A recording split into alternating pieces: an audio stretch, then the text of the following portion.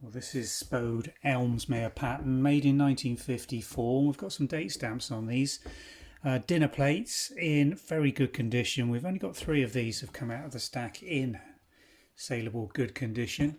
There is the Copeland Spode England Ellesmere factory stamp. You can see here Copeland Spode England impress marks and also the 2468 reference number, and these are November 54 N over 54 for the month and year of manufacture. So towards the end of Copeland Spode's Ellesmere production, which was sort of mid 1930 through to around 56, they're in very nice condition. The glaze on them is fine. There's very little scratching or knife marks on the actual plate surface, and the actual colours on the decoration are really well retained. The actual blockwork and pattern decoration's really good for dinner plates of this age.